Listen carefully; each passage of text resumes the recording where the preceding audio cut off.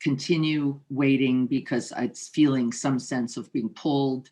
The mind is going into the continuing to look. It's not worth that now. I trust you and your clear seeing mind and your greatest goodness to know what's right and best for you. So just know if you get kicked off, try to come back in at least one time. You made the commitment to be practice together. That means something. And then if it just doesn't work out, we, of course, as in all things, we accept what is. We let go of what we wished for, what we wanted or hoped for to come home. And this is what we're all doing now, aren't we also? Yes. Nature itself, Dennis, it's true, isn't it, is a most amazing pointer that I have deep regard, respect, and a lot of humility, don't we? A lot of humility I'm feeling as I look at the grandness, the vastness of nature. And then I try to remember, though it never feels quite right, that the truth of our own awakened heart mind is exactly that. It is no different than that grandeur, no different than that majesty, no different than that vastness, that openness, that beauty, and that purity. Although, right, in humility, how to know this with humility. And I've really been working on this myself most recently. And the reason is I think it's easy, isn't it? Now that the election is over, if it's over, depends on which perspective you have. It's easy to become a winner or a loser, isn't it? It's easy to dichotomize, to polarize, to separate into a winner or a loser. And I think we have to be careful about either or both. Because we can get into, I knew it was supposed to go that way, that's the right way, right, there's the wrong way. And I want to caution everyone at this time, it doesn't matter the side then, does it? It matters the heart that's holding it. And I want us all to be careful. Winner, loser, I think they're both dangerous identities. And I think neither holds sufficient clarity, neither holds sufficient humility or courage or hope. And I'm going to encourage us to do both. This was a beautiful end of our book. We're going to do the 11th Bhumi today. I'm going to talk for a moment about it. I think we've given everyone a chance to get in sufficiently now. So I'm promising that I will put the record button on. Let's see if I've done it. Yep, looks like I got that part right.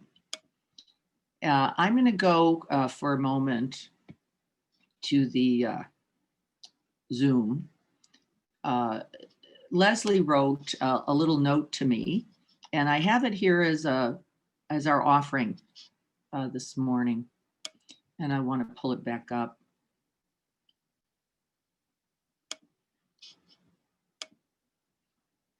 And see if we can't take a look at that.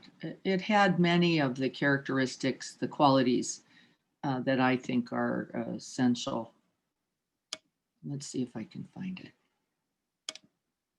I hope you can see it. It begins with continue to connect to my body. Okay, thank you. So I'm going to read this. And then rather than talk about the 11th Bhumi, and if you ever see readings or writings about the Bhumis, B-H-U-M-I, the Bhumis, you will see that they're called the 10 Bhumis. The 10 Bhumis. So today we're talking about the 11th Bhumi. What? The Bhumi past the journey, the beyond the achievement, the accomplishment, beyond the striving, the place that we rest in essential luminosity, radiance, interconnectedness. There is no efforting any longer. There's no trying. There is no force. There is the relaxing into the 11th Bhumi. It is almost effortless, or could be said to be effortless. It is, as Dennis was saying, the beauty of our own true nature. that is always already here and present, and something we can then find ourselves relaxing into. No more effort, striving. You're not having to watch the P's and the Q's. We're the whole alphabet and beyond. And Leslie wrote this, and I thought it was a lovely expression of this idea of beyond the efforting, in resting in recognition, resting in the vast open space. And we're practicing the 11th Bhumi all the time, aren't we? We recognize a contraction, and what's our work there? Our work is to simply recognize, remember, become mindful once again, and then we invite ourselves back to our true nature, back into this human incarnation, back into the let me begin here and again. And we do it over and over 10,000 million billion times until it becomes so natural, so fearless, so effortless that it just is our every moment state. And so here's what Leslie has to say. Continue to connect to my body, my heart, my soul, higher self selves, the earth, and the oneness. There are no sides. Appreciating the differences, learning from them, finding and expanding to include goodness in everything, being understanding and loving to the contracting fears and the erupting anger in myself and others. The blessing, the co-creation of allowing them to transform.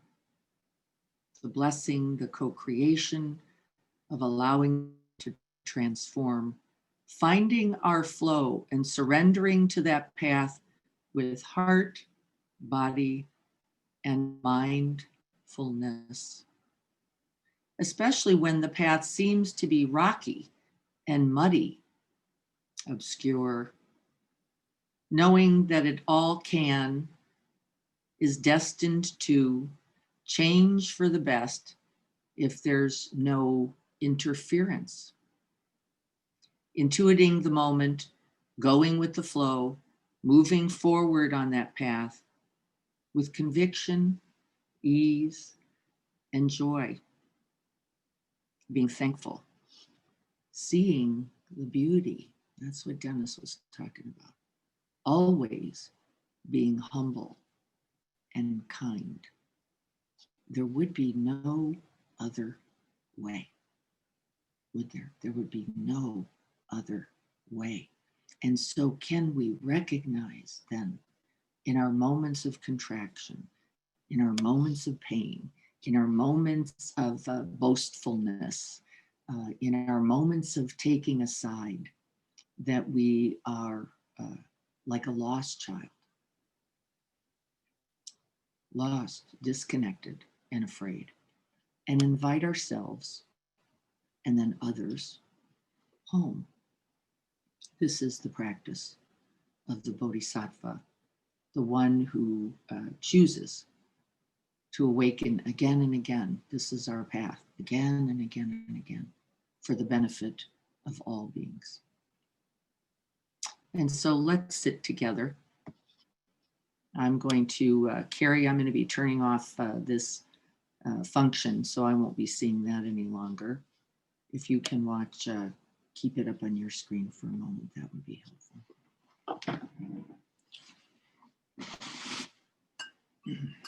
So just sit for a moment, finding your way, beginning to feel the sense of this earthen incarnated human body sitting here. Get your feet on the floor or establish them as a steady base. This is important as we begin to allow the mind to rest.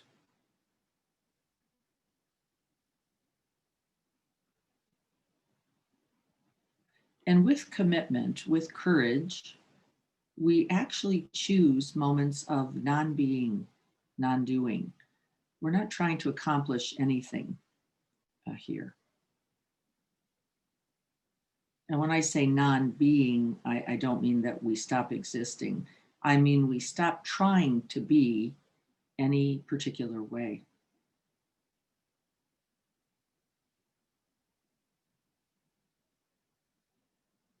And in that stillness, we begin to sense where the movement is. And we're not trying to laser beam the mind anywhere just now. We're just enjoying this body and its capacities for sitting, for bending, for breathing.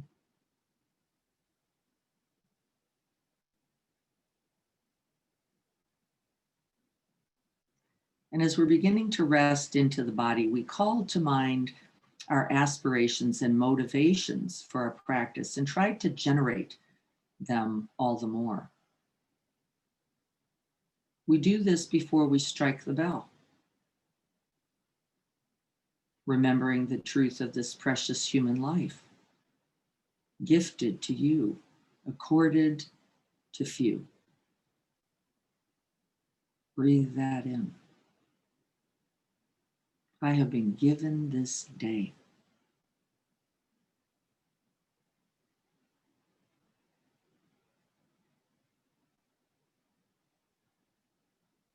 We remember the truth of impermanence and death, that we do not get to keep it.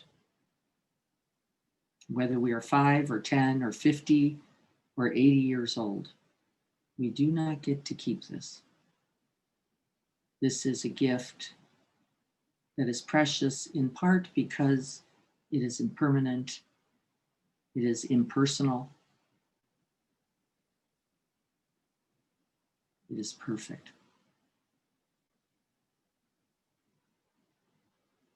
We remember the truth of our actions, that all that we are left with will not be this body, will not be material gain, will not be fame, will not be blame, will not be feelings. It will be the truth, the true effect of the way we think, speak, and act. We will be heirs to this alone.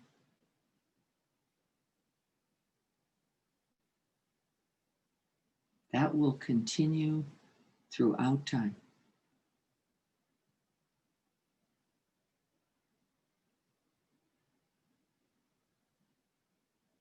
And remember the truth of suffering and the truth of our interconnection, that we can be the beneficiaries to it. We can cultivate loving kindness, compassion, wisdom as a result of the truth of suffering and our genuine wish for its end. And in these first reflections, may we wish for happiness, for ease, for well-being, for health, for safety, for unity, for courage, for patience, for generosity, for trust and deep hope. And may this practice be of benefit to all beings, everywhere, without exception. And really, it means without exception, omitting none, freeing us all.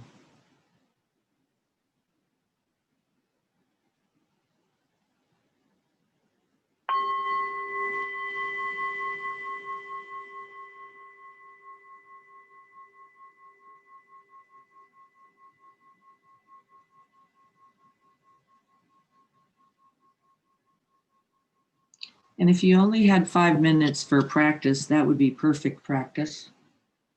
Practice is not based, of course, on the amount of moments. It is based on each moment, moment by moment. And so just setting the body still for a moment, directing the mind, cultivating and generating your motivations and your aspirations for your practice, that's a beautiful day.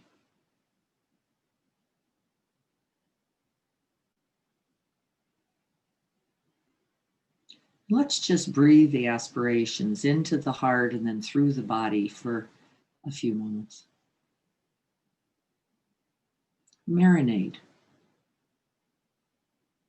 Immerse yourself.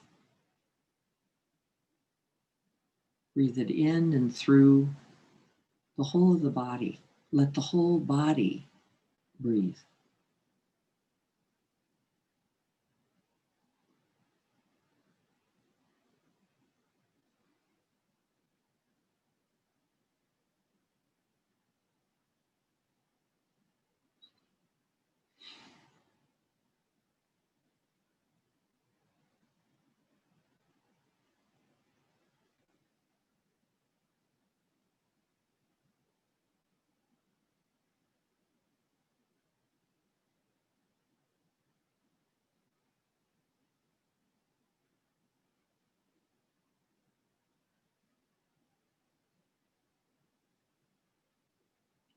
As we walk through this practice, we are walking through the bhumis. We are walking through the jhanas. We are walking through the steps, and we begin by recollecting again and again our aspiration. This alone takes much practice and discipline. We recollect our aspirations and commit ourselves again and again. This is why it takes some of us a lot of work to get to a few minutes of practice every day. That's a certain forgetting.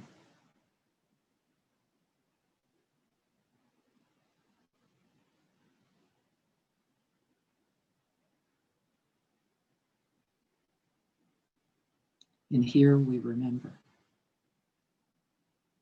We rest in the goodness that brought us here. All that has come from the past, the traditions, the lineage, all that is present, the Sangha of all beings, Republicans and Democrats, winners and losers, neighbors, friends, and those we just don't like. The Sangha of all beings,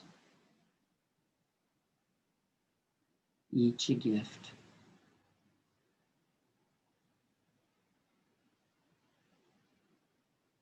In the gift of this very moment, and then this one.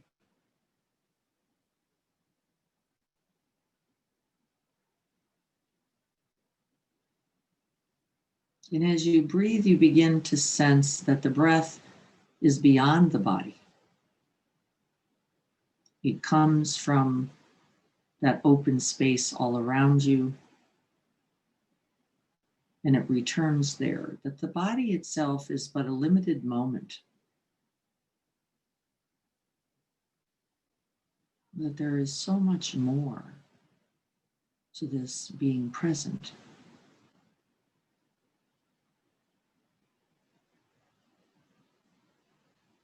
We breathe the body breathes us.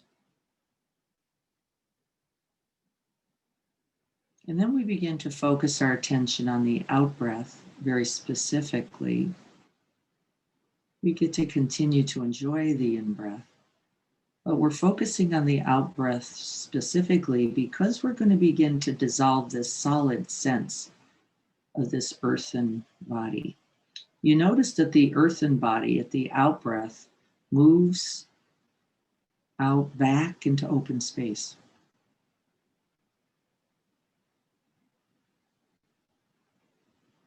I like to do this best by capturing the end of the out breath and resting in the open space that is both within and around the body.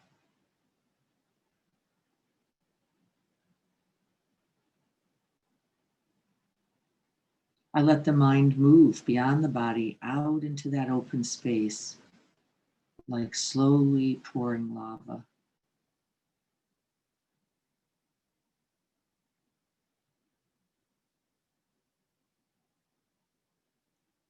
And you get to use the breath as best you need or can, but staying out in that open space in all directions. Remember, we're moving the radiant light of awareness out in all directions. So if it's only in front of you, open up behind and to the sides. as you recognize yourself as an essential part of this open space.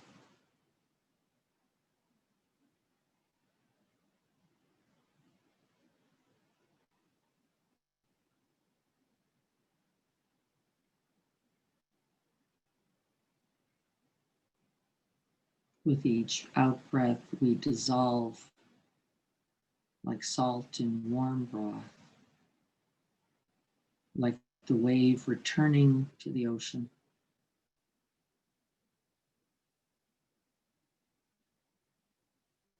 We're becoming bigger.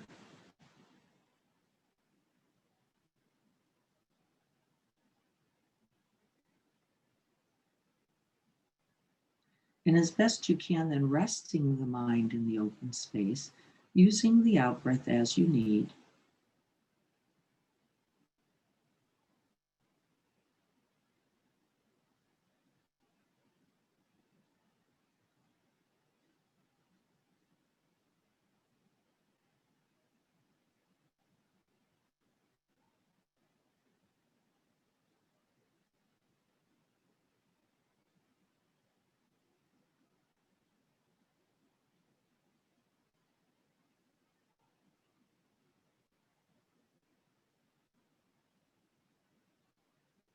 Remember that where the breath goes, your aspirations go, your goodness flows. The clear seeing wisdom mind is joined there. You are taking the shape, that boundless, vast, and infinite shape of the awakened heart mind.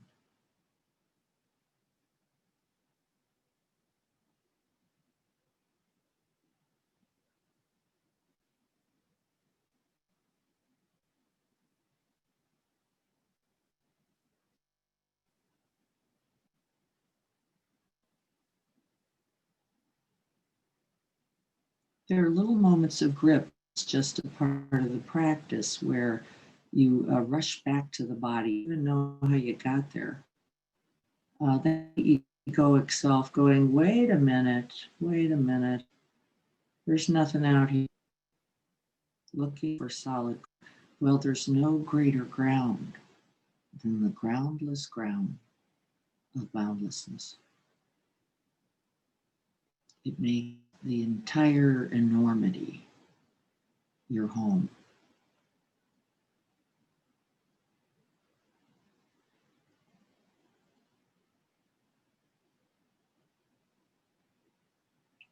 Continuing to relax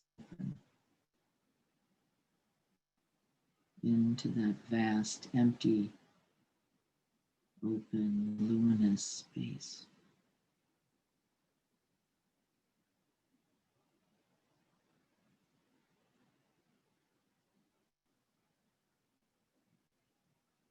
It's like practicing flying with no ground, nowhere to fall, no handle to grab, nothing needed. We let that luminous of our own wisdom, mind, our own loving and compassionate heart merge with the open space.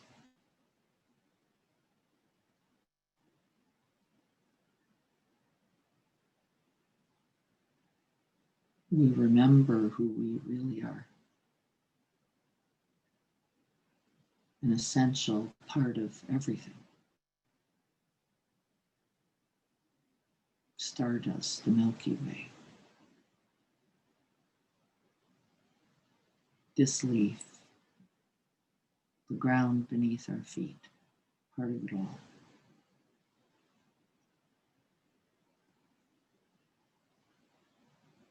And we rest in that open awareness.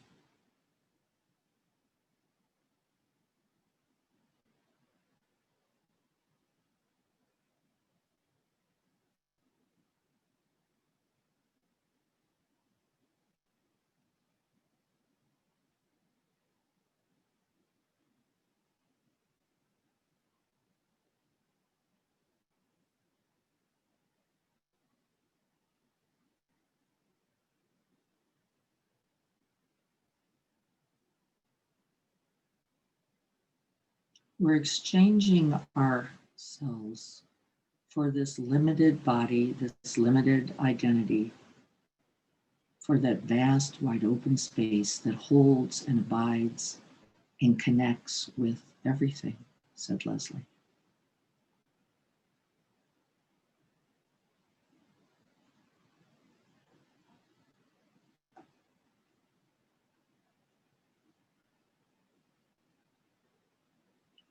The 11th Bhumi is this.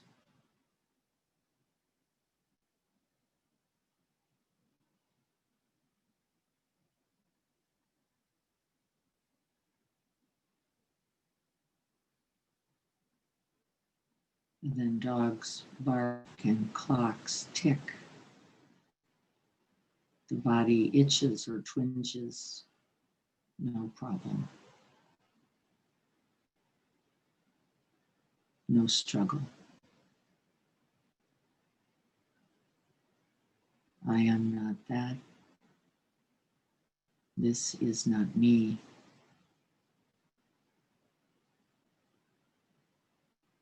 I am this open space without the I.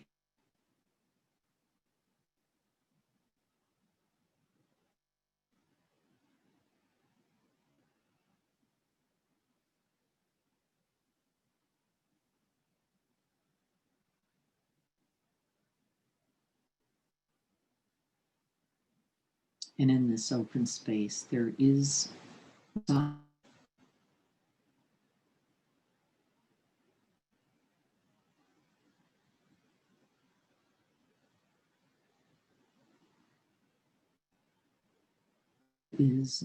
other.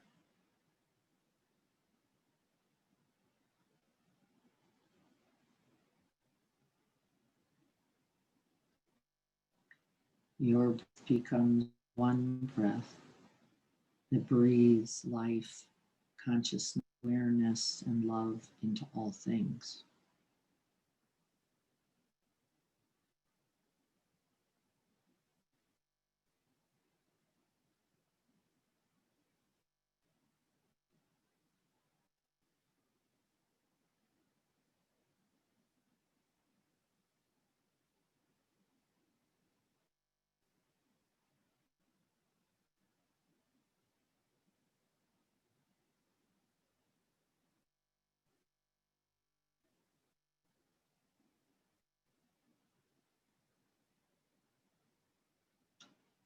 And then every thought, every word, and every action expresses that love.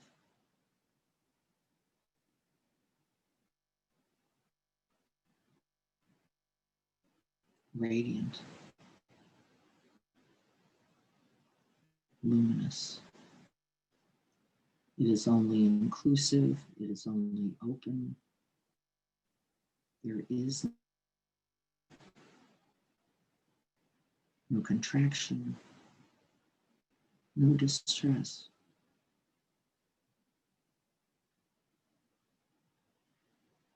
Remember who you really are.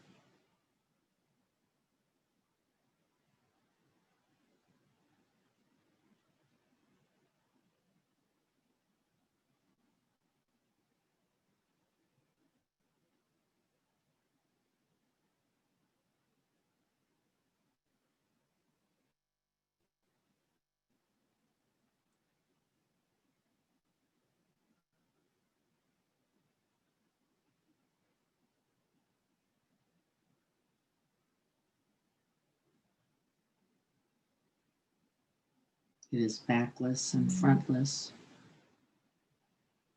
colorless, ageless, timeless.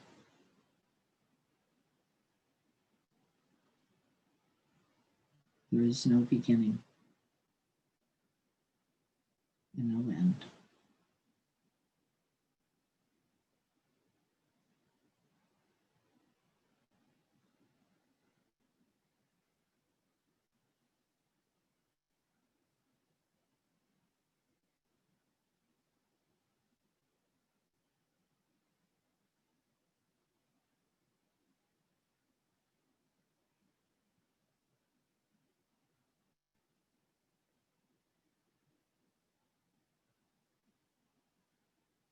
And after we have rested sufficiently, remembering our true identities, we can direct this vast, open, radiant, and boundless space. We can direct it to be included and to include everything.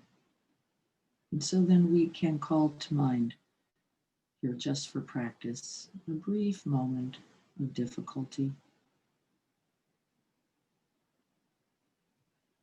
a conflict, an argument, a pain, a worry.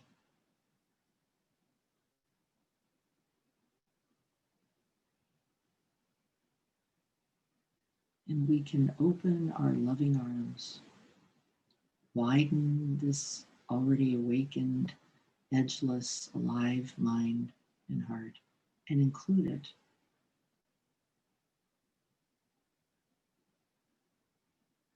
Breathe it in.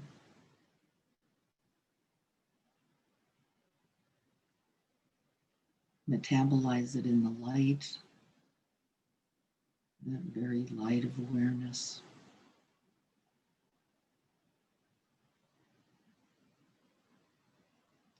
Creating energy and heat and warmth and more open space.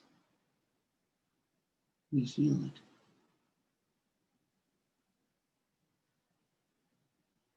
We send it back out.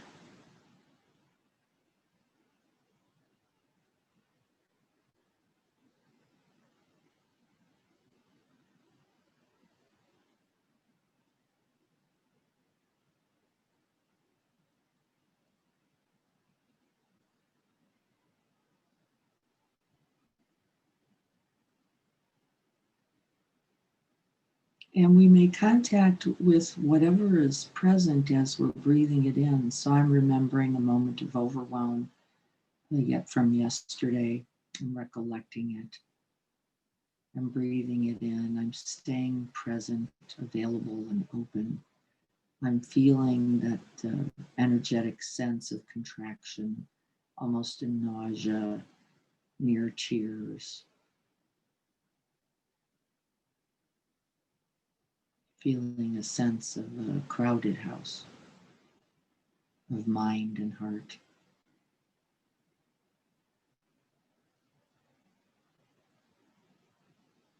And rather than resist, grip, reject, deny, push away, I'm breathing it in. Not just through the nose or the lungs, but the whole body, the whole awakened heart mind being. Letting it touch the light, letting the light touch it.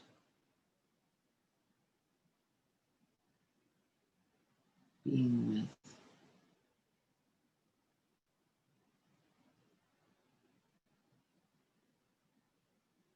I am not this. This is not mine.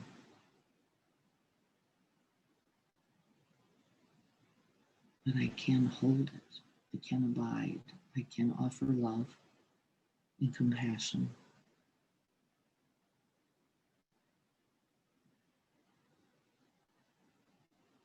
And let it touch as completely as I can my own good heart.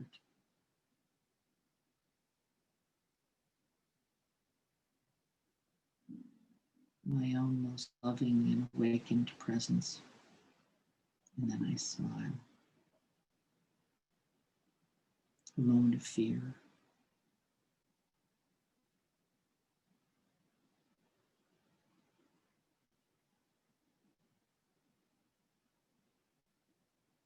Resolved here. That doesn't mean rejecting, however. I'm holding it completely. I can still feel the grip, but I am not the grip. The grip is being held in awareness, in loving presence.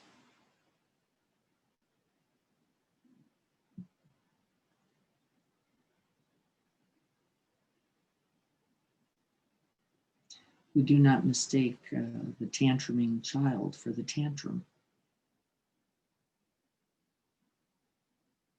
The angry partner for the anger.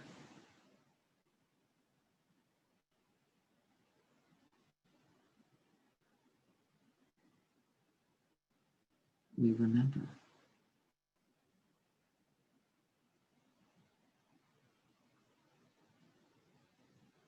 that vast, radiant, luminous, awakened heart mind of all.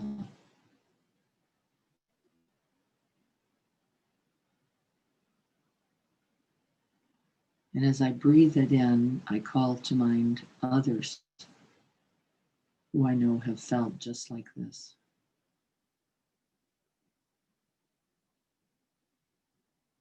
This fear, this overwhelm, this contraction, this sense of helplessness. And I can breathe in just naturally without effort for them as well. You, just like me, want to be happy, spacious, and free.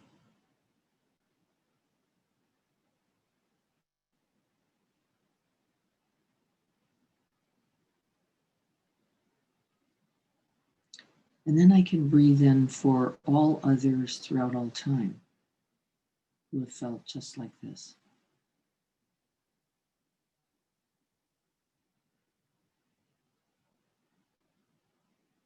Exchanging self for other, we remember that there is no real separation or distinction. We are all a part of the same.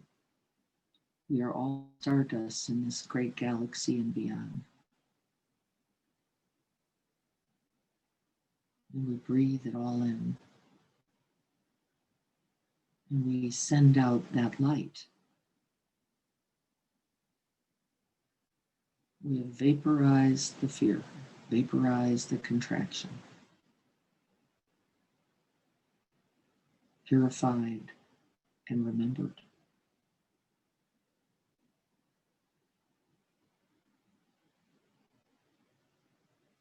Back into the vast open space.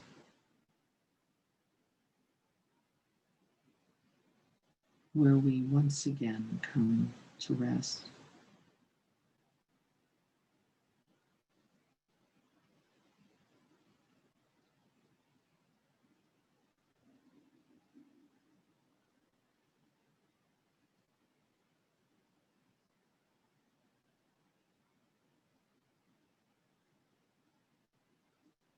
Softening the body.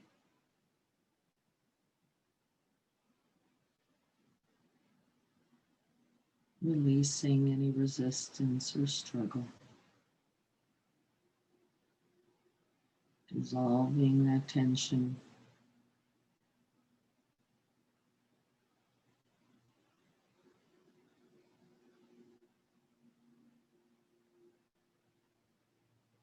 Breathing the whole of the universe.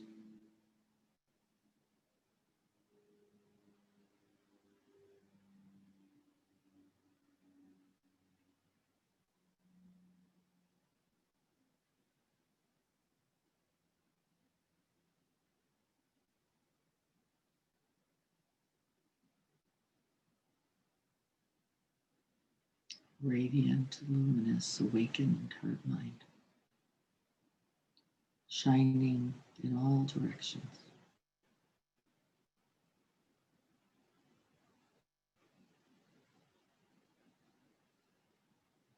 Letting it shine on you.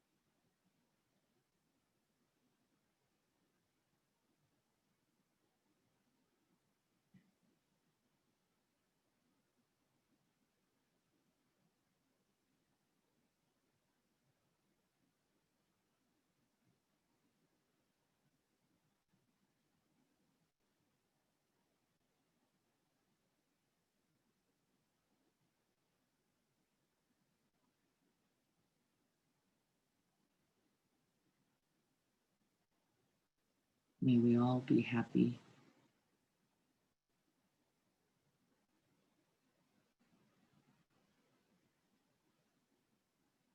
May we all be free from suffering and the causes for suffering.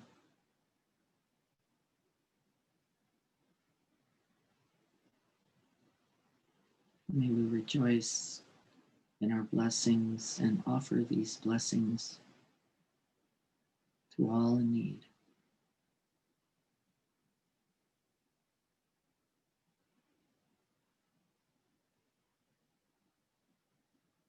May we remember our true home, our true identity, interconnected, whole, not separate, but essentially connected.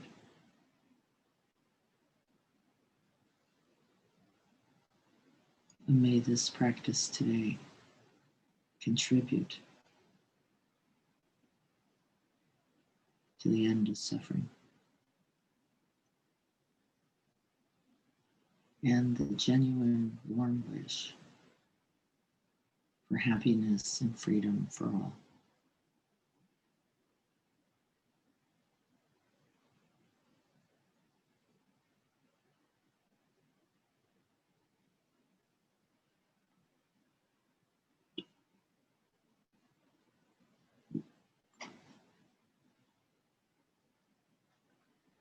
And let this be a very good day.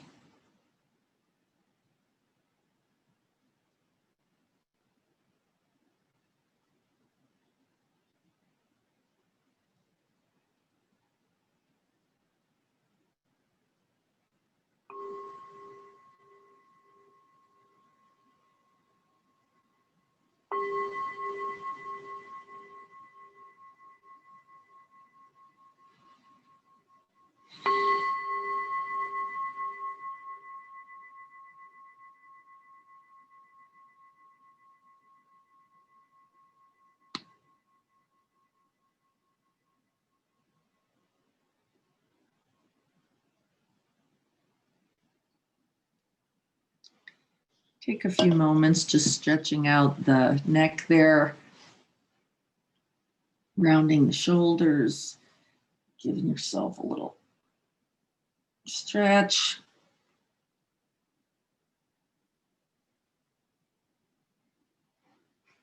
Coming back into the body, we invite then that luminous, radiant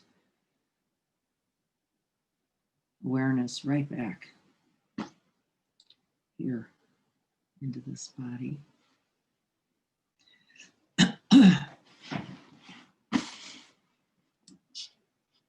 It's about, let's see, almost 7:50. I'm going to check in for a second, just see if there are any questions about the practice. And then I'm going to go to chapter 47, I think it is, the last chapter in the Path of the Bodhisattva. There's a lot of rest of the book, by the way, so don't get confused. If you have the book, that's all appendices. There are all kinds of, the slogans are there, many other beautiful notes are there. It's a really wonderful part of the book. You will find it useful if you have the book at other times. But this is the last chapter. So just checking in, making sure we're all still here and okay. And if that's the case, then I will move to the chapter in a moment.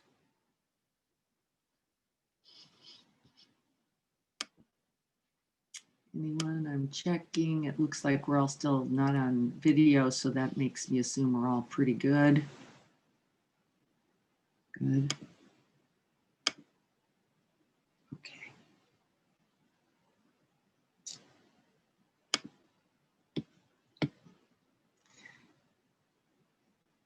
All right, let's look at chapter 11. There's a few words. It's really more in the language that I'd like us to reflect for a moment. Let's see if I can find my way back here to that and see if we can share it together. Here is complete radiance, the 11th Bhumi. And remember, there are 10 Bhumis, so this is a little interesting already. The 11th, think about the 11th as the countless, the uncountable, right? the beyond any form, beyond any concepts, beyond our ideas about numbers or series or order, even beyond that. The 11th Bhumi is beyond all of that. It cannot be held. It cannot be conceptualized. So I love the 11th Bhumi. You've done this before yourself when you've said, somebody said on a scale of 1 to 10, how distressed or whatever, and you went 20, right? You've done it. You said, no, beyond all recognition, beyond all possibility, beyond anything anyone could imagine. And so the 11th Bhumi is designed, its translation is designed to say nothing that can be conceived or put into anything small or form-based. And I've taken some language from Chogyam's chapter, and I want to just look at it because I thought some of it was just pretty delightful. And I think it'll continue to give us a sense of what that 11th Bhumi, I could feel the practice in most of us, these moments of just open radiance, nothing separate, nothing apart, nothing distressing, everything included, the entire universe. There's room for it all. It just blows me away when I can make contact with that. Doesn't matter who said what to who, what day. Doesn't matter how many votes. It doesn't matter what the count. Really, we're holding it all. It doesn't matter that there's not a response to that. Because right through us, there is a response. And the response is always what? Openness, always mindfulness, always loving kindness, always compassion. It doesn't mean it doesn't take a stick and beat you about the head, says Sharon Salzberg. It does mean that it is not who we, in our greatest essence, actually are. So here we go. The completely radiant and luminous path of this particular Bhumi, remember it's Bhumiless actually, is backless, and there are no hidden corners. So you see in all directions simultaneously throughout all space and time, without end, without end. If you could imagine this, it has no front or back, it says. Remember, he's just deconstructing for us. And this is the working base of the phenomenal world, with the phenomenal world, right? We don't take anything as solid, nothing is separate, nothing is permanent, nothing as personal, nothing is personal. I'm going to say that again. Nothing, not related, not about you. It is an all-pervasive, all-abiding moment of enlightenment. It's only in a flash, without direction. I'm going to move this over to get to the other side. It says here, you begin to let go of your nearsightedness. I thought that was spectacular. We see so clearly, without lens. Our contracted, limited, narrowed sense of self, no longer seeing at all. Only in that vast open space can we see the truth of things. And you know it to be true, just like I do. Only in that wide open space, both mind and heart, can we see what is most true. The punishment of your body and the restrictions of your emotions, these no longer are identified with. They're no longer either a problem or you. So we just acknowledge the truth of those, the reality of the limited body as we know it. The 11th Bhumi, always luminous or complete radiance is its term. And some people call it Buddhahood. Boy, that's sticks for me, because maybe it's Mohammedhood, Jesushood, Davidhood, Dianahood, Dennishood, Chrishood, Adrianhood, right? It's be careful. And that's, you can feel the contraction right in it once we go to the word even unihood, Some other word would be more representative, I think, than giving it a word like Buddhahood. But remember, Chogyam's tradition was Tibetan Buddhism. And so he doesn't mean just my way, by the way. He's trying to describe that open, spacious, luminous mind. He was not in any way constricted by beliefs at all. And I guess that's what we could say, not limited by beliefs. He had a beautiful relationship with Thomas Merton, with Thich Nhat Hanh, with many other beautiful visionaries of that time, and was not limited, Ram Dass, by any perspective, any belief system. He says, as we are practicing the path, we're still on a journey. We're still moving things along. There's still a this and then that and then another and another. And the 11th Bhumi is pathless. You will have heard that word before, goal-less, journey-less. It means there is no more efforting, this and then this and then this. Just like we're speaking now, there is almost an effortlessness, right, to speaking for us now mostly. But there was a time where we had o, I, u, I, where we were just practicing the navigation, step by step, writing the same, walking the same, right? These step by step, and this is now pathless, stepless, and goalless. The goal of enlightenment, not so much while you're sitting as a discipline. He says you give up this idea that sitting's work. It's a problem. It's the thing you have to do. It is something you're doing on the cushion, off the cushion. You know this because as we were just saying, there are moments continually, and sometimes many, where we're just in this vast openness with what is, and there is no sense of beginning or end, like that Dennis's statement at the beginning, this being in nature, right? We are a part of it and we feel it, we know it, and there is nothing that can undo it or perturb it, and we're clear. Enlightenment is such a shock. It is not a shock of the present, but a shock of the past. I'm not sure what he means there. That's why I underlined that. Somehow, after so much expectation, suddenly nothing happens and everything is right there. I guess that's what he means. Right there in your hands. Suddenly you're a king or a queen, a universal monarch. I wouldn't say any of that. I would just say what? The universe. You and the universe completely joined. Nothing is challenging now. Everything is just simply a part of. He goes on to talk more about Buddhahood. I'm not going to get stuck there. There was something though. The indestructible, I loved this. This is what we actually know. That path, that universality, that complete radiance is indestructible. It does not go away. It is not gone. It is not temporary.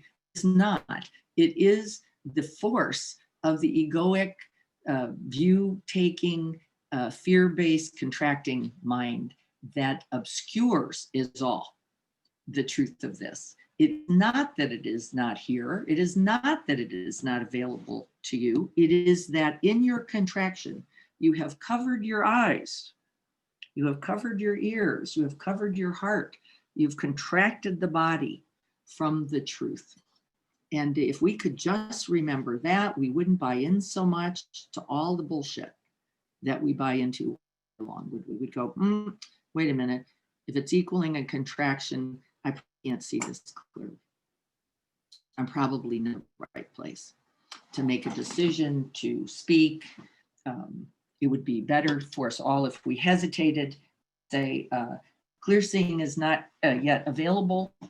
I'm going to just practice on opening back up, and then we can talk and act accordingly.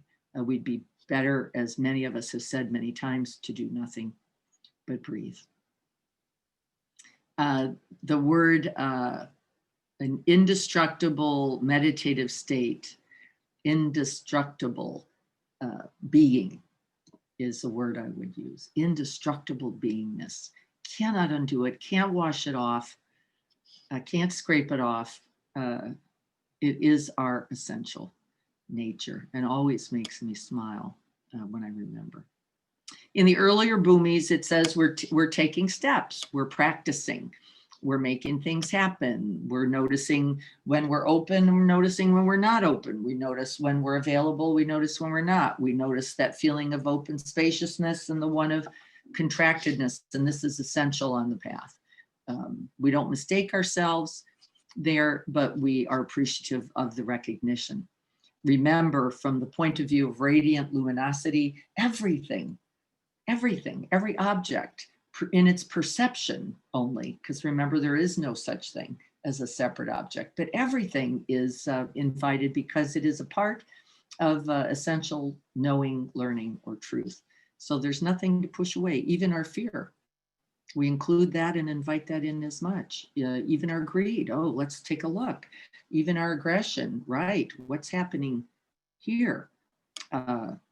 Then there are no problems, rather than see our lives as messed up or ourselves as goofed up or the feeling as being a problem.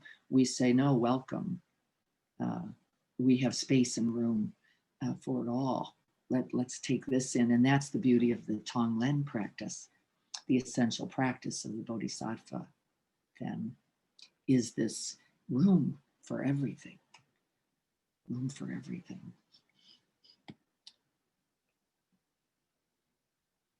So I don't see anything here.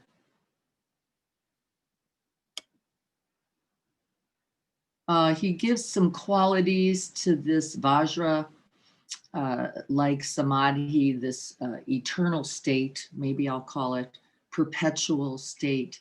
I didn't love these, again, because I feel like, oh, then it's that quality. Or this quality. You know, I keep using words like openness, courageous, just to give us some felt sense. But I think we all have to be careful. I think it doesn't have any one form. I think it takes the form that's needed. And so sometimes courageous, sometimes full, sometimes active, well, sometimes passive, sometimes quiet, sometimes screaming. You know, it's all true. So what he does say is that that meditative capacity is never ending. It doesn't quit. It's always available. I think that it's certainly a truth I can, but Samadhi never surrenders. He's not saying that you never surrender or that an action of surrender is not correct. So just don't mistake that. I think that would be the best statement. What he's saying is that the qualities of the radiant luminous beingness never end. That's what he means, not that we should never surrender, because in fact, sometimes we should. If you're holding a limited position, give it up. If you're holding a fear-based perspective, better to open it. So I want to just be clear what we're really talking about there. The Vajra is powerful not only because it is made from extraordinary material called you and the universe, but due to the spiritual power and energy of the meditator, yes, that right through you, these unbelievable, vast qualities are and being enlivened and embodied. And that's important. Stability, unmoved by the winds of change or thought. I happen to know that's true. You've heard me say the quote in the last few days, the awakened ones with an unmovable mind, right? A mind that is not being caught by momentary appearances of this or that, and no confusion as a result. the one flavor of the Vajra-like samadhi. I thought this was delicious. Mental approach becomes very direct and simple, highly open and spacious. There's the words we're all using. Style of the 5 wisdoms. We don't need to talk about that today. It's just 5 personalities or qualities of the Buddhas and the Buddha families. All pervasive, available always, always present, never diminished, and knowable, which I love. I'm not going to go through the kayas. We've done that before. These are the bodies, the essential ultimate body, the subtle body, the body of the present moment, and this human incarnation. Their existence does not serve as a reference point, but more as the working basis for skillful means. He means this idea of relative bodhicitta, that we do have to act in this world. And so though we rest in the open spaciousness, we place the heart mind there, we've got to put on our socks. We've got to brush our teeth. We've got to, and so we do incarnate that true identity into this functional everyday life, but we don't mistake it for who we are. We go, yes, right now, like this, in this, so that all that love, all of that good, all of that clear seeing, all of that wisdom can translate through me into compassionate and loving action. But we don't mistake ourselves for the doing. I am doing, because in fact we know that it's greater and much larger. So be careful. I did. The word I, right? Becomes such a problem for us, I think, too often. The 11th sense of vow, that's in the relative bodhicitta. We take a vow. I love that vow. I recite that vow every day. I forget that vow every day. And I remember that vow every day to be of benefit to all beings everywhere without exception. And I remember and I forget and I remember and I forget, and I do not mistake myself for either. And this is the path.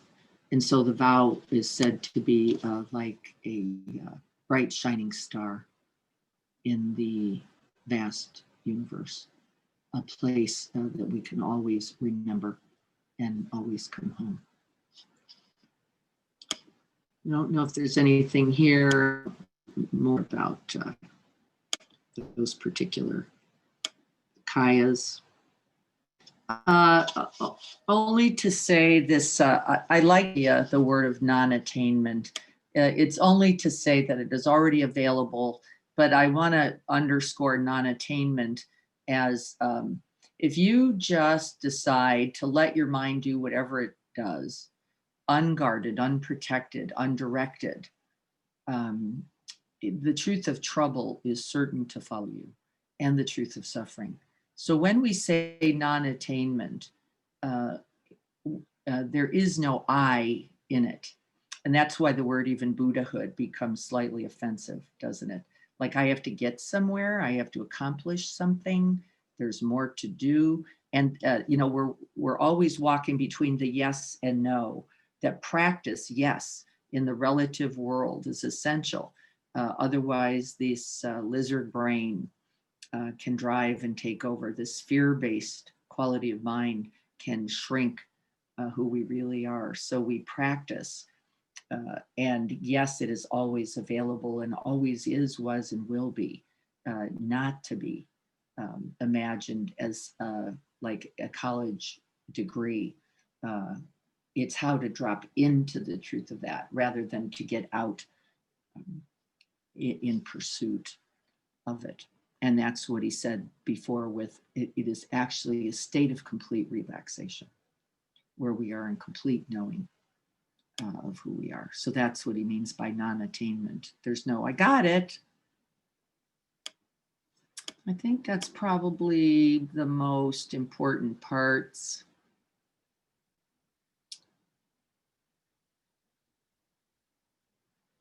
You have achieved the Buddha of the four faces, looking in the four directions.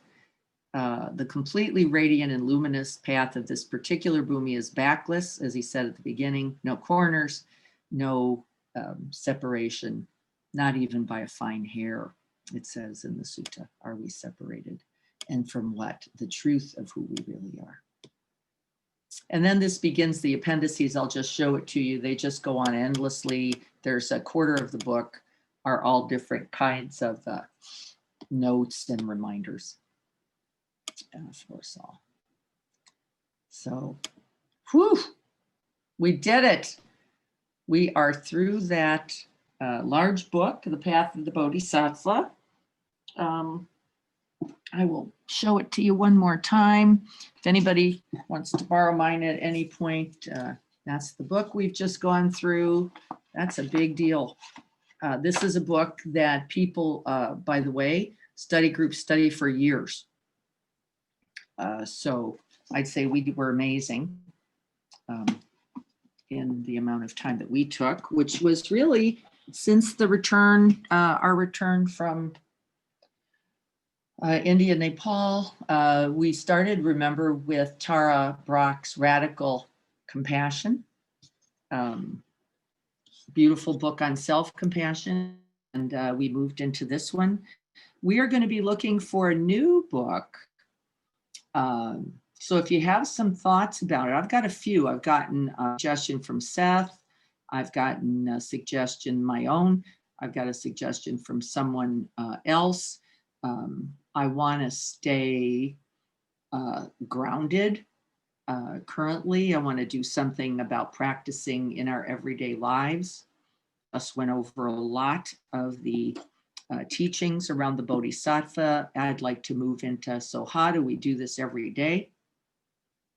Now, there is Sharon Salzberg's book, Real Change, as one possibility. How do we work with that?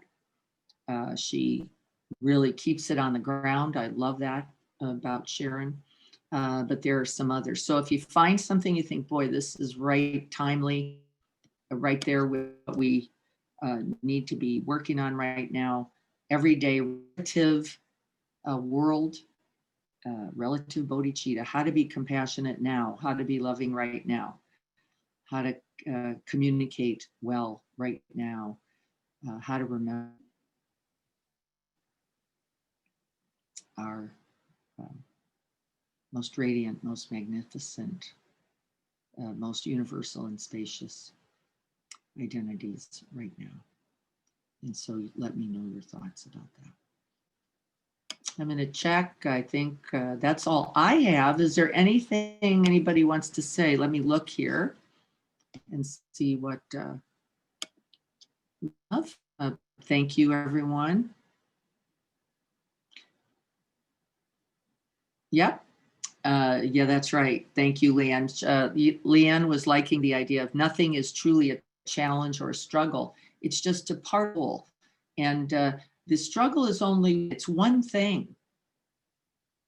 There's only one thing that makes it the struggle. I, this self being incarnated, limited right now, often in fear, sense of powerlessness, helplessness, or aggression, don't want that. I don't want that. I want it some other way. I want it the way I like it. I want my favorite flavor. I want it to be something that feels workable for me, and I'm being pushed to my edge almost always in our rejection, aren't we? Shouldn't be like that. And so it's beautiful to remember that the really, from the point of view of mindfulness, the only problem is what your mind is doing. The rest is already occurring. It has already been formed and shaped by vast, limitless causes and conditions. You're not liking it is going to be limiting for you, because then how best to respond to it is going to also be limited.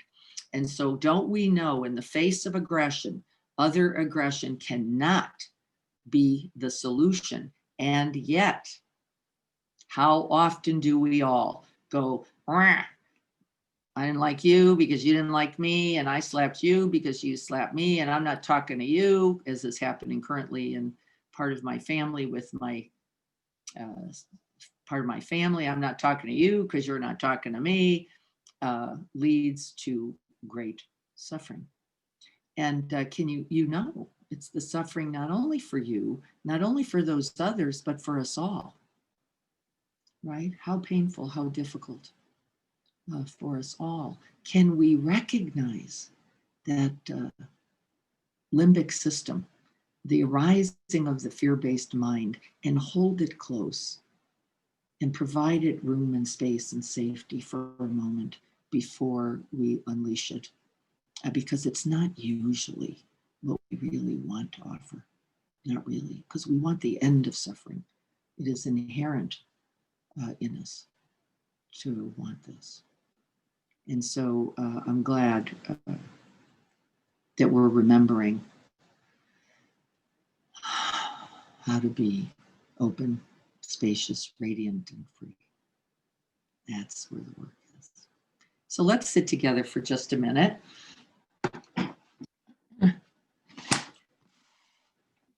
Remember, suggestions for the book, that would be terrific. I'm going to close out this for a moment. Let's just sit together for another moment, making sure that we end our practice today with that wide open space.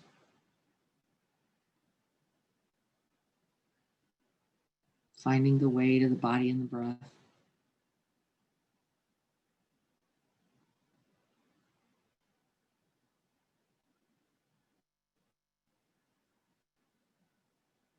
And moving in your time. It'll happen on its own. We ground into the body first, just for stability.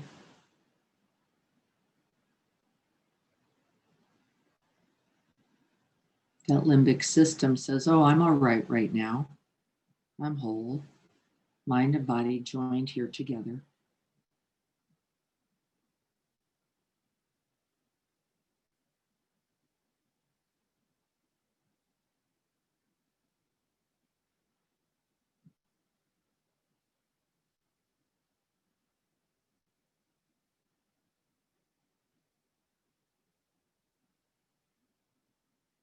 And we reconnect.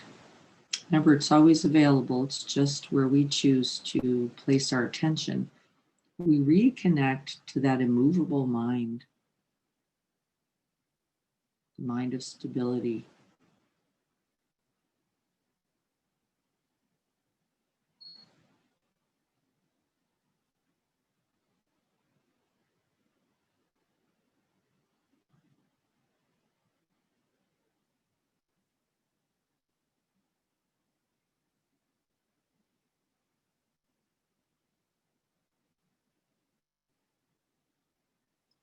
And we let go of all the thinking, all the language, all the concepts, so that we can make contact once again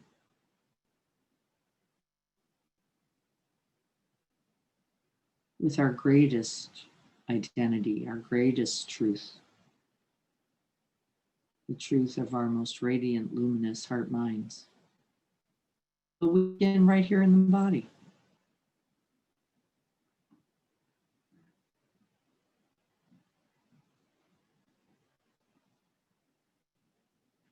And then in its time, we breathe beyond the body on the out breath out into that vast, open, luminous space. And we remember, all right.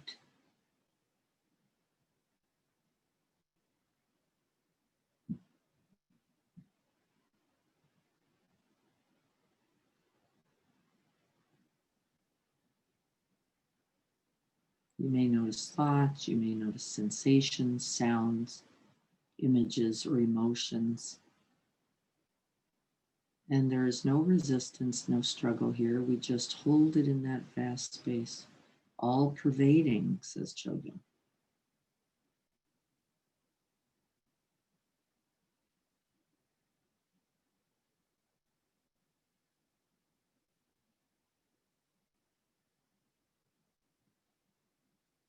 There is no right or wrong. There is no past or future here. There is only this.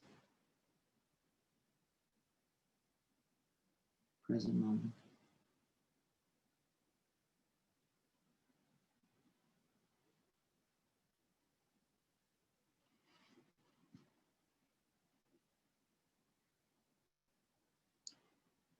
And we gather up all the goodness. We gather up all the benefits. We gather up our genuine wishes for well-being. We gather the aspirations and the intentions, the motivation, and the good heart of our practice today. All the blessings. We breathe them in, we shower them over our whole mind, body, being. Let that radiant goodness translate right through every cell, pore, muscle, bone, skin, and marrow of your being. Light yourself up.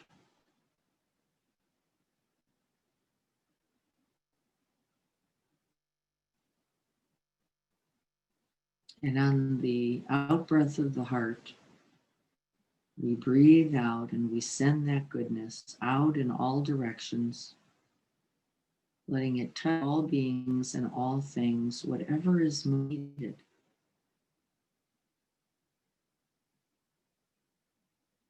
We begin just like this. May we all be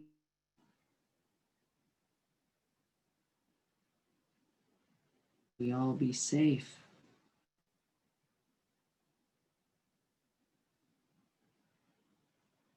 May we all be free from fear, from pain, from internal and external affliction.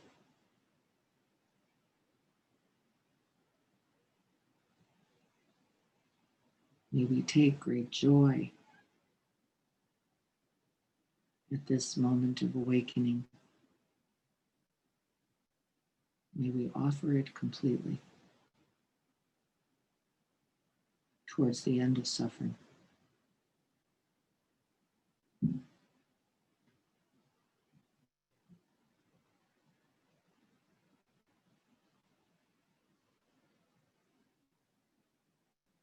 Sending it out with each out breath, soaking in the good with each breath.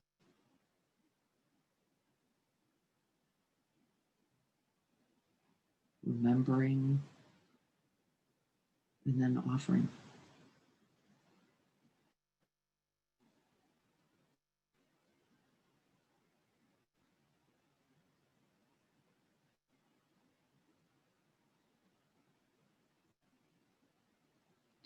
And may this practice today contribute.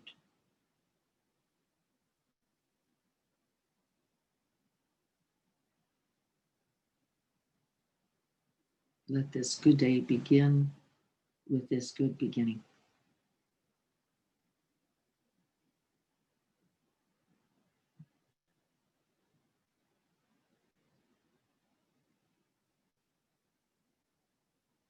And as we have set the heart, mind in right direction, in right order, with right effort, it will only continue and expand.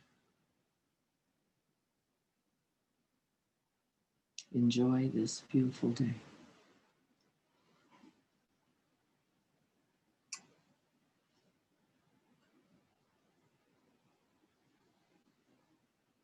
So be it.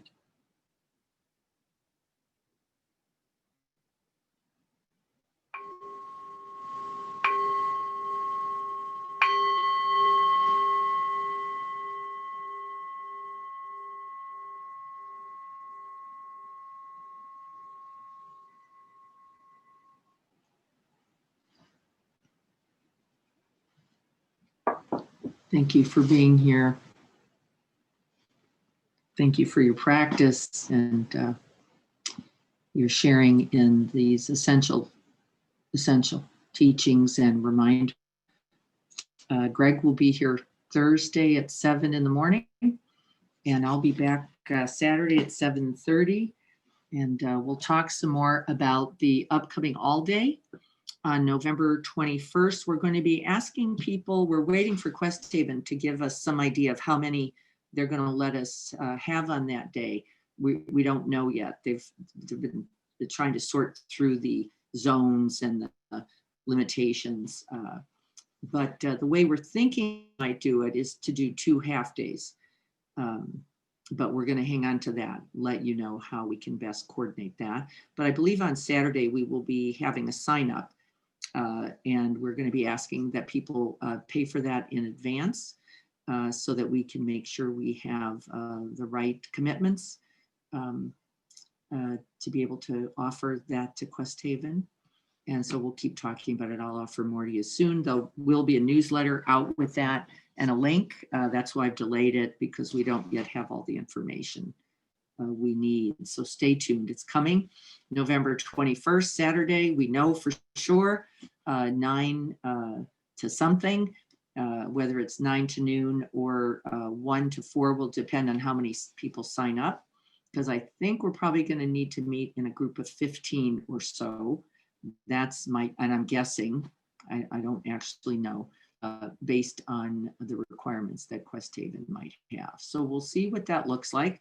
If you are interested, please just let me know. And again, you'll see it in the newsletter out soon. And so I'm looking forward to that as well. Get outside today. It's a beautiful day, a sunny day here. I hope Seth and Satya, it's good for you where you are. Courtney, if you're on, I hope it's good there in Colorado also. May we all be well. Thank you so much. Blessings, everyone. Take good care.